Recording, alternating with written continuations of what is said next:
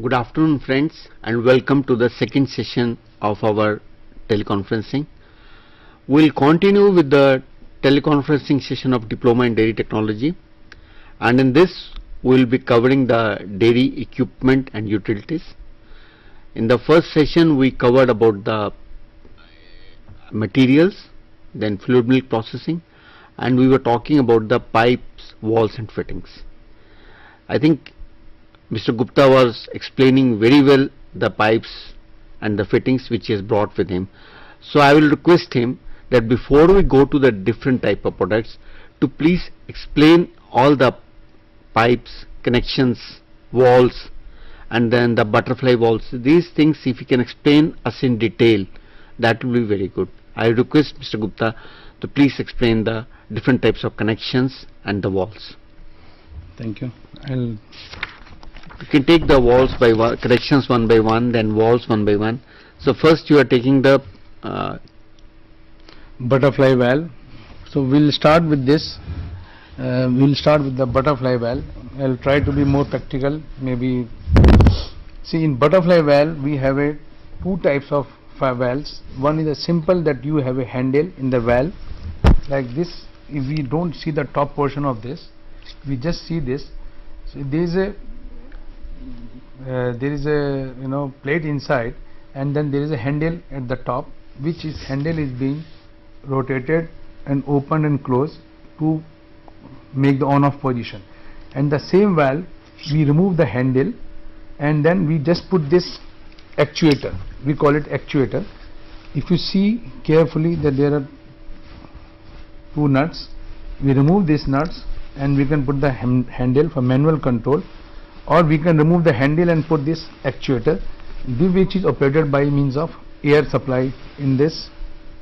If you see, there is a top, there is a hole, that's for air supply connection, and by using air supply that valve can be opened or closed. So butterfly valve can have manual as well as the actuated by air supply. So this is one kind of butterfly valve what we have. But where do we use the butterfly valve? Can you tell to these butterfly valves we used in every application in the dairy industry. See, mainly we say that earlier days we used to have a plug valves. Nowadays this more or less place is replaced by butterfly valves. So this is very it's maintenance free, and you can just use it in from the reception to the milk powder section. Lot of places liquid milk line, basically they are using liquid milk line, for CIP line, for all products application line. This butterfly valve is being used. And now you can have handle also, and now with the actuator you are using both were you using. So if there is air problem, some problem, then you can remove the actuator. It takes 2 minutes, and you can just put the handle and you can operate it. So there is no need to replace the total valve.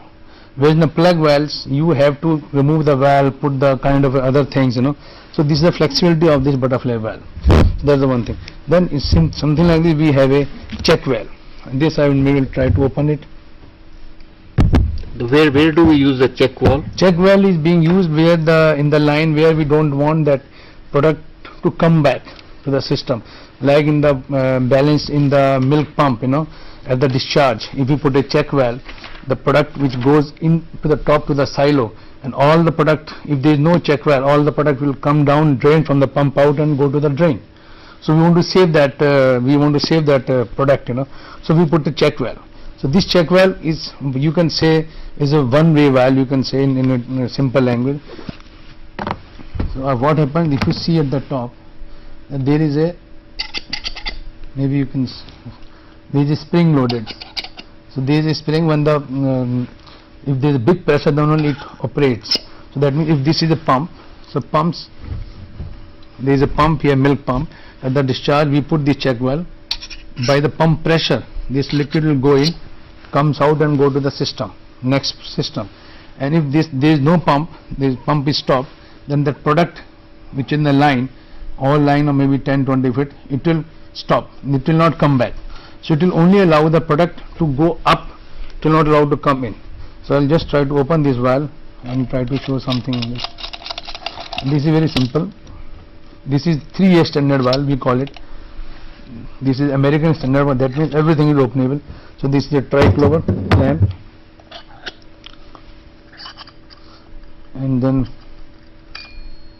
this is the top cover, and if I reverse it, this is the bottom, and this is that spring. So you can see that everything in this is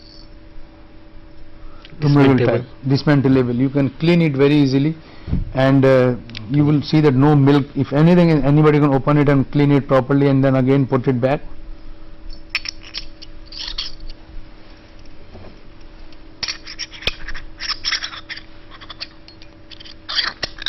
So that is the specialty of this check valve.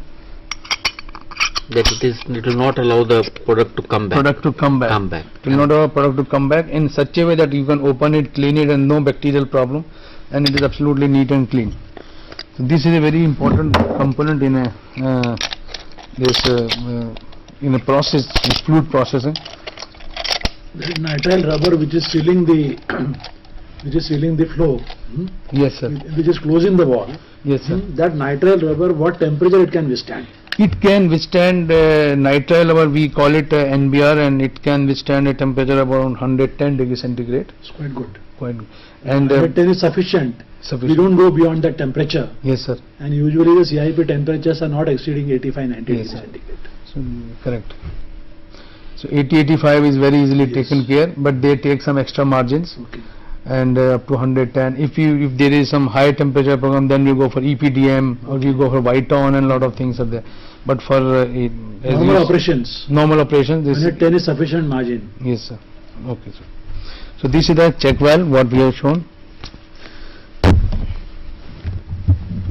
Then I will try to show this a CIP ball. This is a CIP ball, which plays a very important role for any tank cleaning operation. This ball is mounted at the top of the tank, and then the CIP liquid. CIP, maybe you are aware that the caustic solution, acid solution comes through this, and there is a big tank, and then there is a spray of the water all on the tank. You will see that there are holes all around. So that means this hole will cover the top portion of the tank. When the spray takes place, so this product will spray like this. So the top portion of the tank is covered, sides, walls, and the bottom. So this covers all the tank from inside to clean the all inner surface of the tank. So this plays a very important role. Again, in CIP we have different types of CIP ball. This is a fixed type.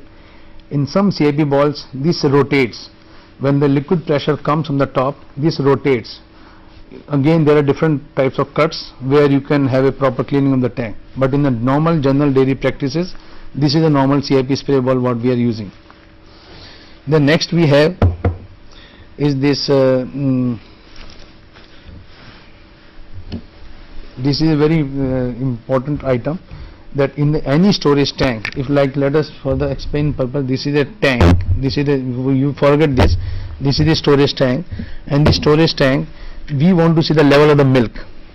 So what happens at the storage tank, we have a connection here at the top like this, and we have a connection here at the bottom like this, and the gap in between we can put a pipe of some hose pipe or glass in between these two gaps.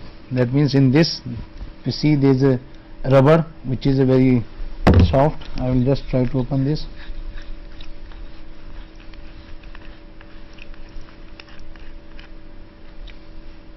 See, this is stainless steel portion and this is the rubber, and in rubber we put the glass, and from the top like this glass comes, and then we can measure the level of the product inside the tank. If this is the tank, then we can show it. And this is again, you will see the top portion of this is again openable type. You can again open it. You can open this. Now again everything is fully dismantleable. You can open it, clean it. You can see that everything is very easily openable, you know. This is the top portion we want to clean. This is the bottom portion. Again, if you see this,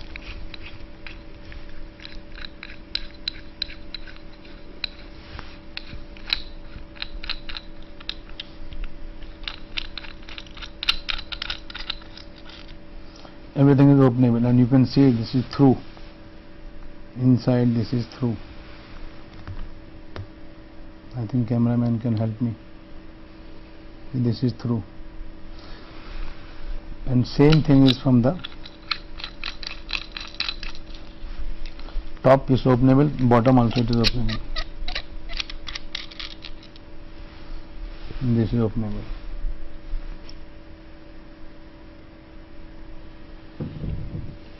So what purpose is that everything should be openable, cleanable, so that no milk particles remains in the device, whether it's a sampling device or any device, and equipment should be fully openable, so that it can be properly cleaned. It can be properly cleaned, and then bacterial growth can be avoided. So Gupta, as an alternative to this level indicator, you can also provide the load cell option. Yes, sir. Hmm?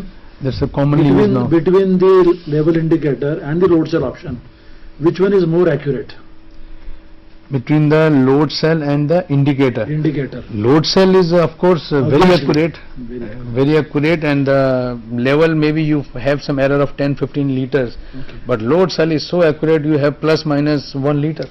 Any other electronic option for this? Then there is again for level indication we have a level indicators. Yeah. Then by using pressure You have diaphragm sensors. sensors Which on can, the top, sensor, beam. Yeah.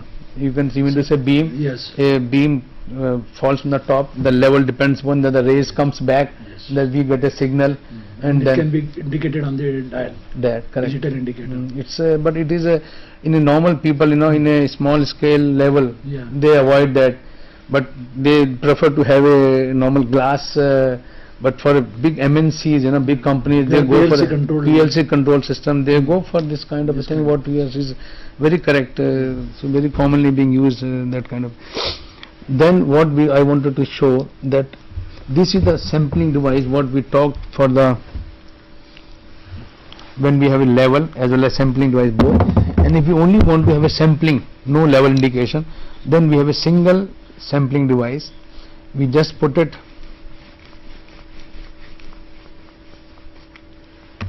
mount to the tank.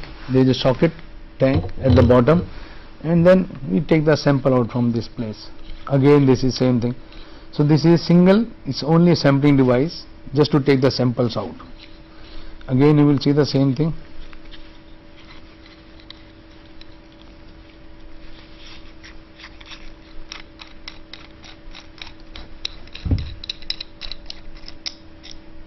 Same thing, you will see this is through.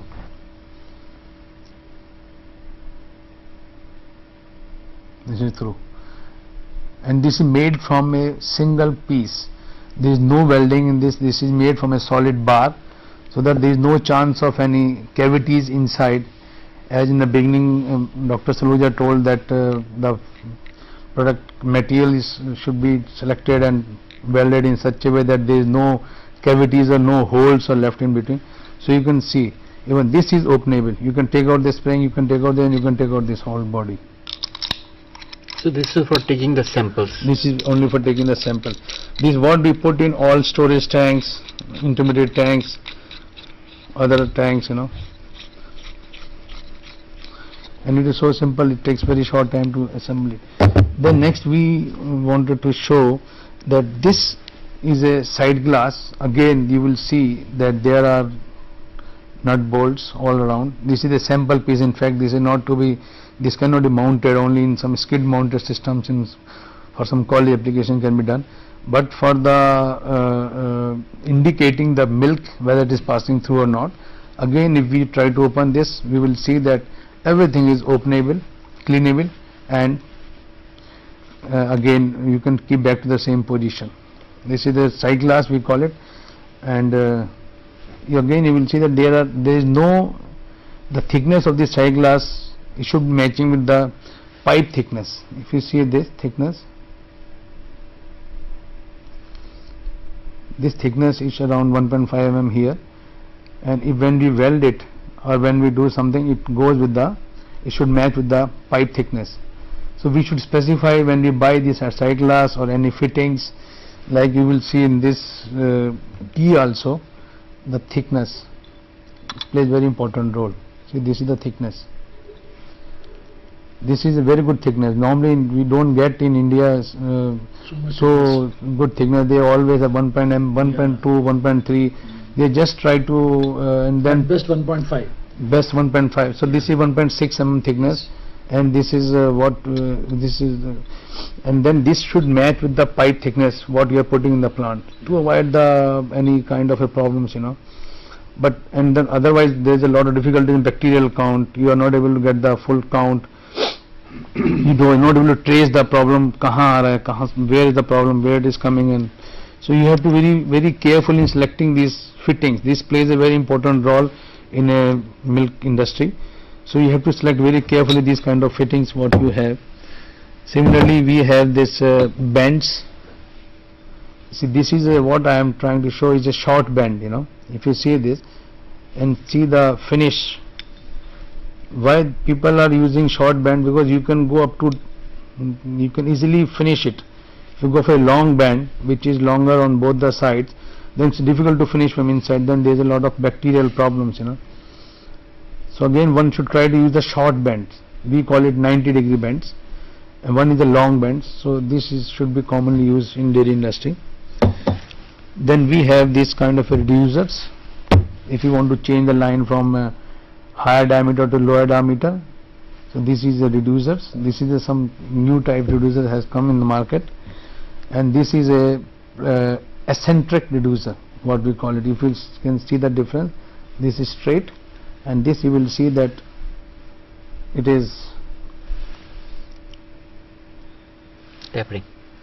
tapering from one side, and from one side it is. So you can see, and this what it is, I think mentioned 1.5 inch by 1 inch. So this is 1.5 inch and this is 1 inch. So if you are in the line of 1.5 inch, let's say this is the P, what we want to make it to 1 inch from this. So we just put it like this, or we put it like this. Our line is there for 1.5 inch, milk is going through, and we want to take some device. So we weld it like this, and then we argon arc welding. Seamless. Very correct. Seamless. So it should become in such a way that, see, this is very minor things, but for a dairy plant it's a very important thing. Matters a lot. Otherwise manager production is searching around where is the bacterial count is coming, where is the problem, then he has to check every connections, and then he takes care of that kind of a thing. So this is the thing.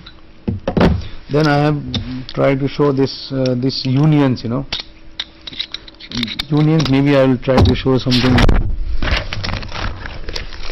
Is it possible to take out this slide, sir?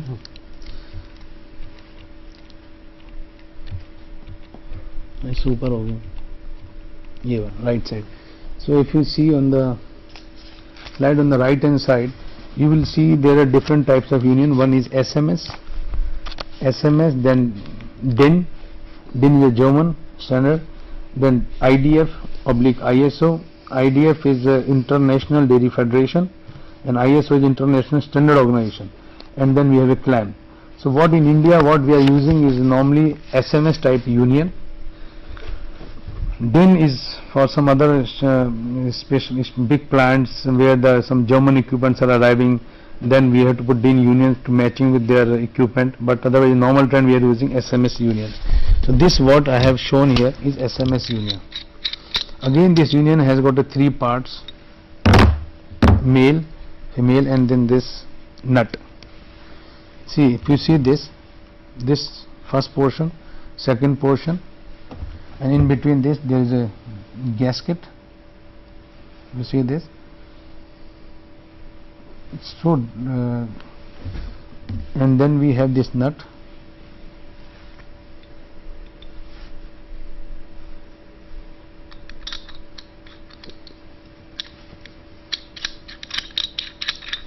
Like this.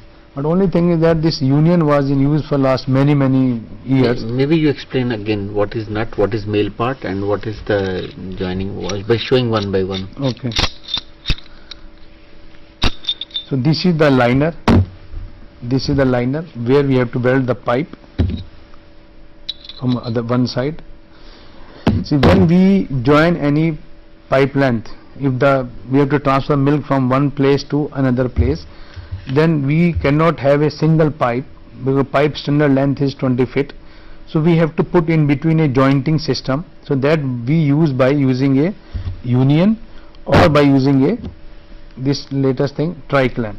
In union, what happens, we suppose, let us assume that this is the pipe coming from the one side, we weld this like this, and from the other side we get another pipe which is another, we weld again same thing, we weld like this,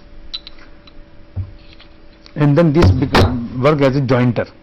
So this is a liner, and this is the nut, and this is the gasket in between, which makes sure that there is no leakage, and then this is the locking for both of them. But in this stage, what happens that you have to use a tool. See, if you see, there is a cut here, this cut here. So while tightening, you have to put a lot of pressure to tighten this and this portion, so that this is fully tight. So this is a bit laborious thing nowadays. So now people are changing to this tri-clamp tie fittings. This I will show. This is very simple. You will see that simply open with the one butterfly nut, and this is the ferrule. This is the one portion of it. This is a silicone gasket, or it could be NBR gasket, and this is another portion of the ferrule. So this you can just see, there is no chance. Just sub, and it is so simple. Just put it back and tighten it. There is no need to use, this is hand tight, this is hand tight, whereas in this union it was a tool tight. You have to use some kind of a key to tighten it. So people are adopting to this. It's trichlor fittings. So these are the difference between the union and the trichlor fittings. Now the next thing comes to the, see, when you go for a long pipes of 10, 20, 30 feet, we try to hold the pipe, because otherwise this pipe can tilt. So we just put if let us assume that this is the pipe sort of a thing, then what happens, we just open it, and then pipe is kept in between, and then it is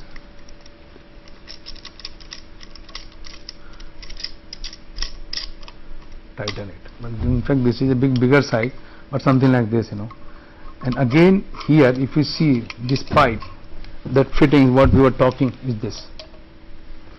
So this portion, I will just try to open it up.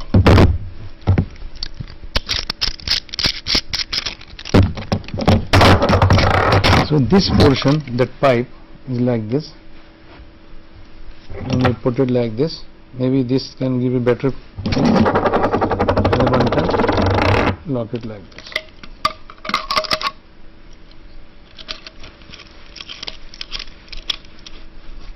See, now I think it's better now. So the pipe, any pipe which is going in, either we can put this tri-clamp, on the other side you can put, then we don't need this connection, we need to have this union connection. So you will see that this is more difficult to open up than simple to open like this.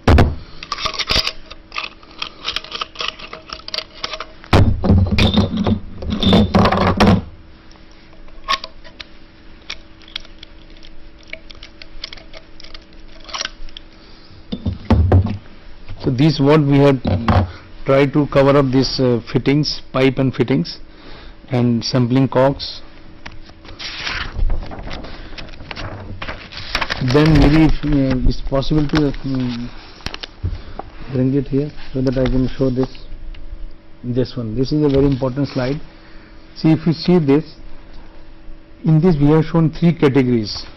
You see at the bottom 180 degree, 270 degree and 360 degree. This is what is CIP ball I was explaining you.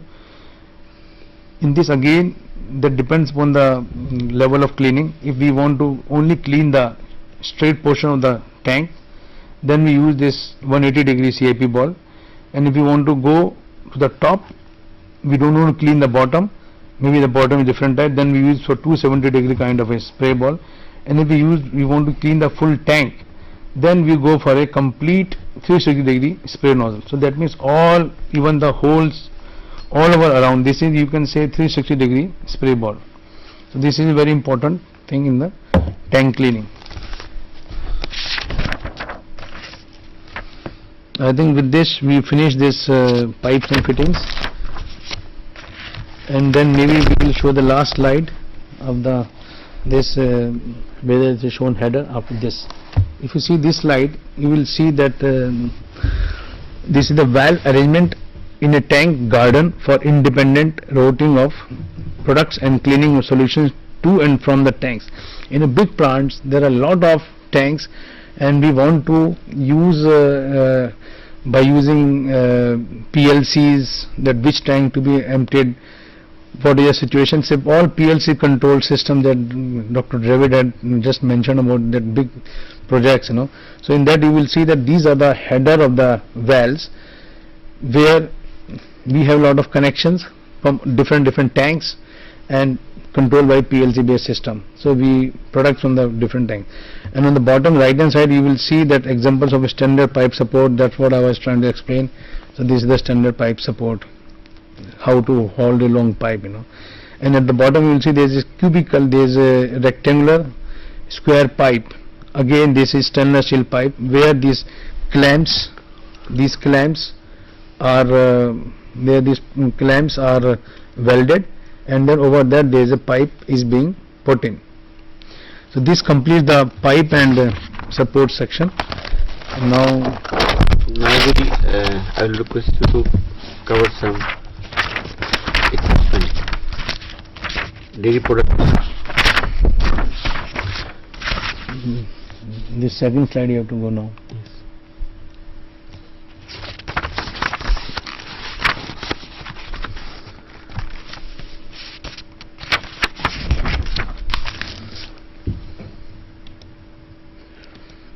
In the product, we'll start with the butter ice cream, and then we'll see.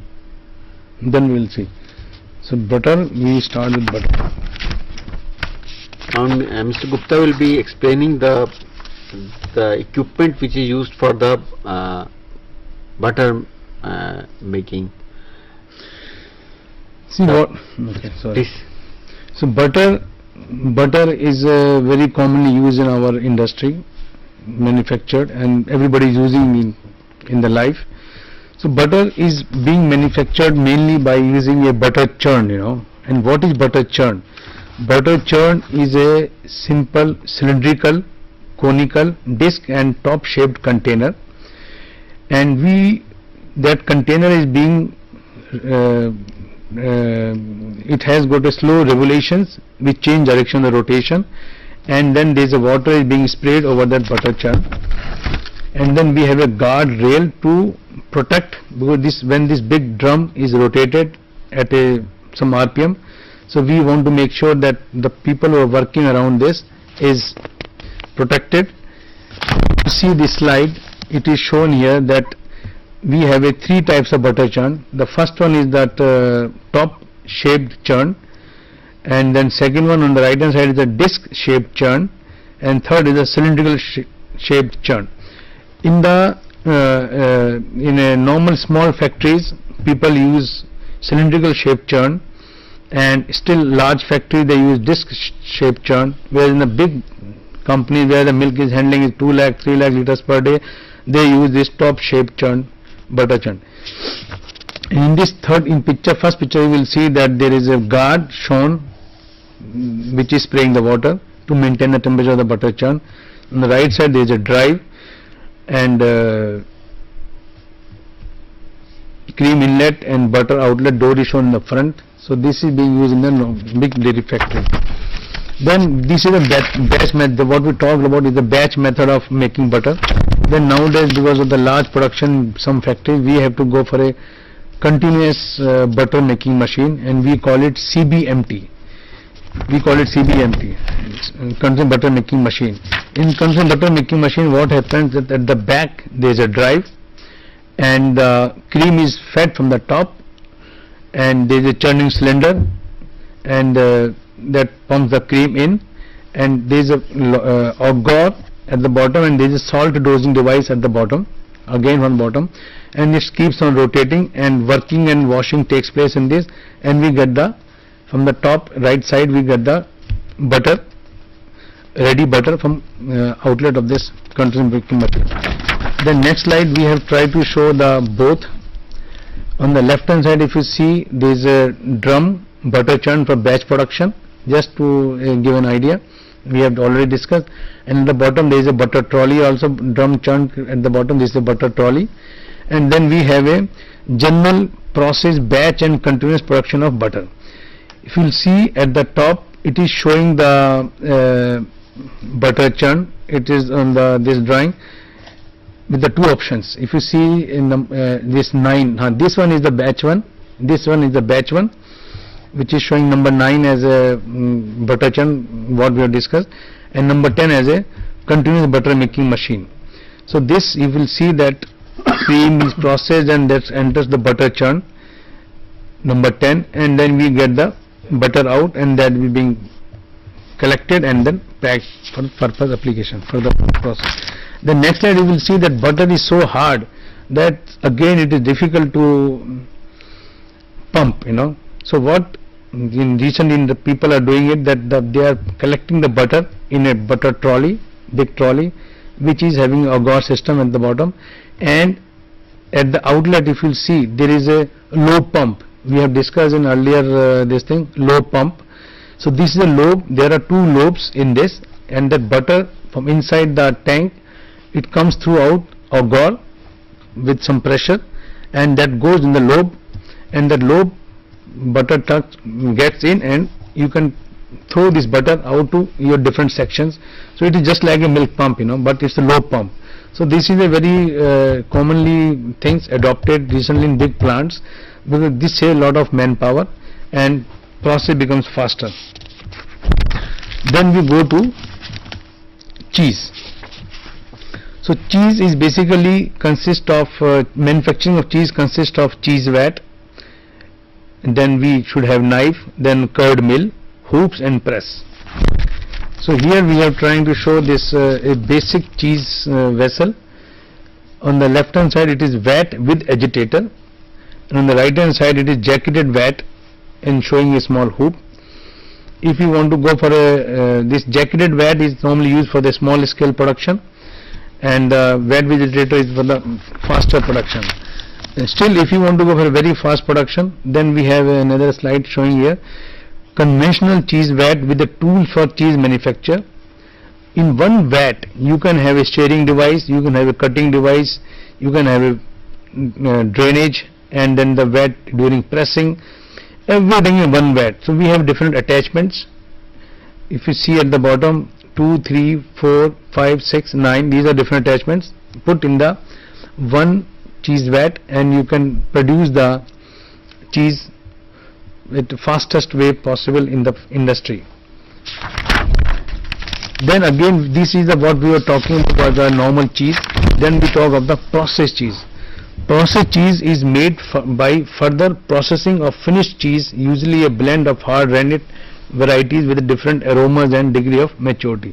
In processed cheese, it is a very expensive method to manufacture processed cheese, so we use a cheese cooker.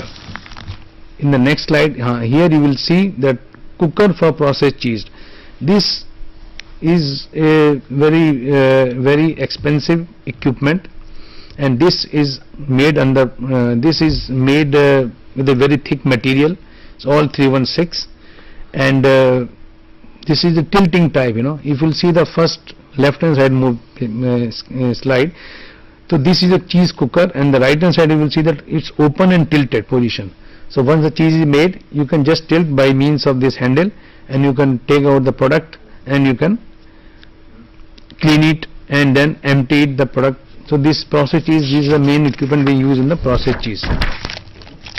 So now we come to ice cream. Shall we cover up ice cream? Okay. Ice cream is again a very common product for Indian market. That again in ice cream we have two types of freezers. One is a batch freezer and another is a continuous ice cream freezer. Batch freezer will be shown.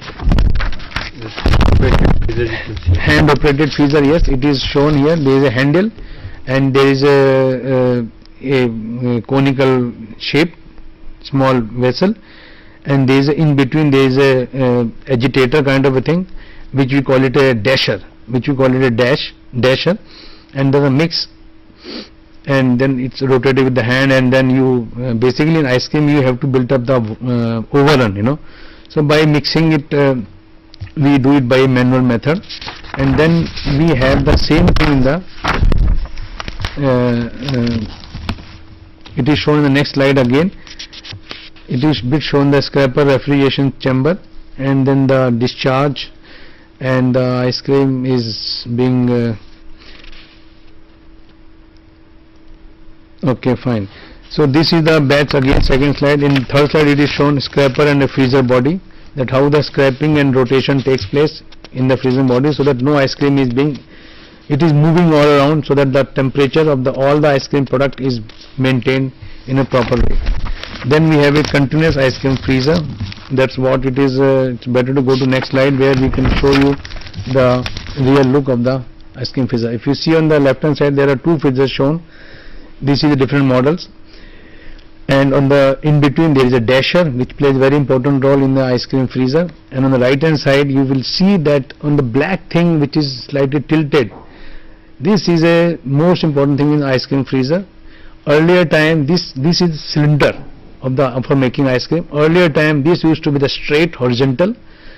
Some people in the world may develop these freezers with the vertical 90-degree vertical what we call it a system, and but this one Italian company, they have developed this with a 45-degree incline this system, so that you can have the best temperature of the ice cream from coming out. Because if you have a fully horizontal, then maybe you need a lot of space to go for a higher capacity. Vertical, if you have vertical cylinder, then there is a problem of handling. The workers operation problems come.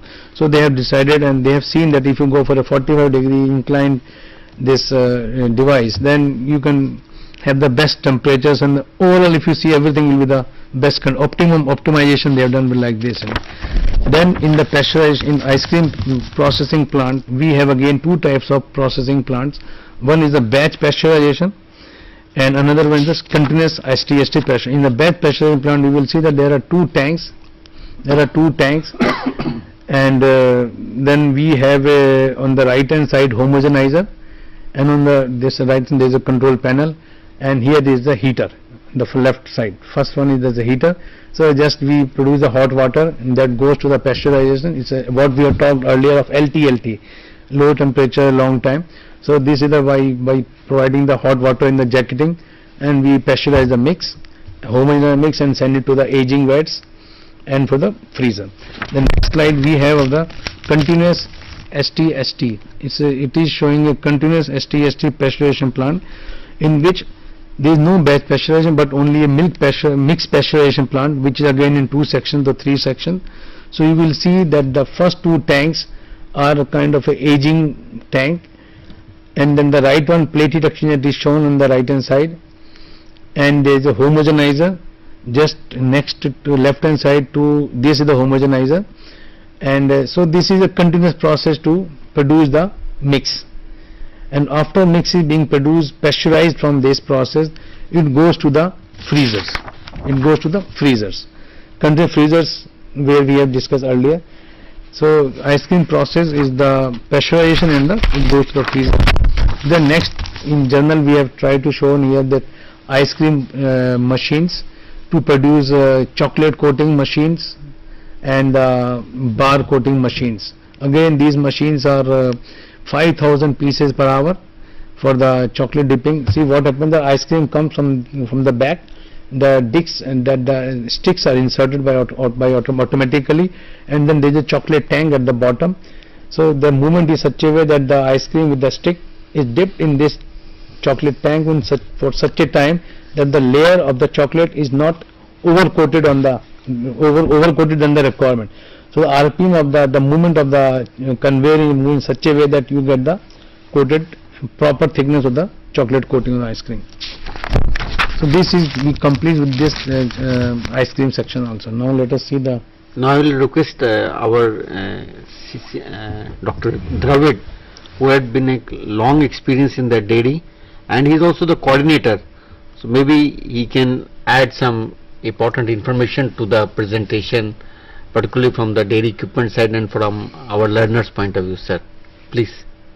Dr. Saluja, to start with, had nicely brought out the importance of this subject, and thereafter Mr. Gupta from PSN has explained to you the various equipments. Now I will take some salient points on each and every equipment that Mr. Gupta has discussed. For example, pasteurizer, especially the STST pasteurizers, which are being used extensively by the industry. Today's pasteurizers are very much having functionality in such a way that every drop of milk is being pasteurized. Pasteurized is the most important unit operation in the dairy sector. Here the plates which were shown by Mr. Gupta, those plates have undergone a sea change, and that change is the overall heat transfer coefficient has been increased by reducing the thickness of the plates. Earlier the overall heat transfer coefficient used to be of the order of not more than 700-800 kilocalories per square centimeter. Today's pasteurizers are having an overall heat transfer coefficient of around up to 3000. So that is the change which has undergone in the pasteurizer. Earlier the pasteurizers were being purchased on the price on that day, but today the overall utilities consumed are more important. That is one. Secondly, the holding tubes which are outside, these holding tubes should be subjected to the efficiency, whether 15 seconds holding time is being observed or not. That can be done by two methods, electrical conductivity and by dye injection method. These two methods are available which can be used for finding the efficient holding time. The plates can be loosened easily. He told us about the system by which the plates can be loosened, because from season to season you need not open the pasteurizer completely. You can loosen the plates and scrub the plates, reassemble. The other thing which is important is the pressure drop which is taking place after the duplex filters. When should you change the filters? That is important. Then in the pasteurizer plates, it is important that the pressure on the milk side is always higher than the pressure on the heating or the cooling medium side. Then another thing he explained to us was about the pneumatic valves. The pneumatic valves are very important, and the pneumatic valves will function properly only when the Please finish this. Please complete. Only when the compressed air is having the lowest dew point, and for that proper system should be installed for dehumidification. That is very important. Then the third, then the sampling thing which he has told is also very important, which can be installed in places where you want to control the standardization of milk, where you want to control the heating temperatures, where you want to control the flow rates. So some very salient points have to be studied, and dairy engineering is a multidisciplinary subject: civil, mechanical, electrical, chemical, instrumentation, electronics and computer. All the engineering fields are being covered under dairy engineering. So a dairy engineer is a very talented fellow, is a very important fellow for the dairy sector, who gives you a mix of all the engineering in one. That is what I have to say. I wish I had little more time. I could have talked at length. Anyway, thank you for giving me the opportunity and talking to you people. It is nice, and I hope that every dairy engineering subject should be studied in a very creative way, and how you can apply the engineering for various applications to get the best product and in the subsequent sessions when we are talking of ISO and HACCP in 21st century, globalization, then the engineering constitutes a very important aspect which controls various parameters, and I am sure the IGNOU program that is being offered will be made use of in the best possible manner. Thank you very much. Thank you, Dr. Dravid sir, and thank you, Mr. Gupta, for me. Thank you. Thank you to the viewers. Thank you, please.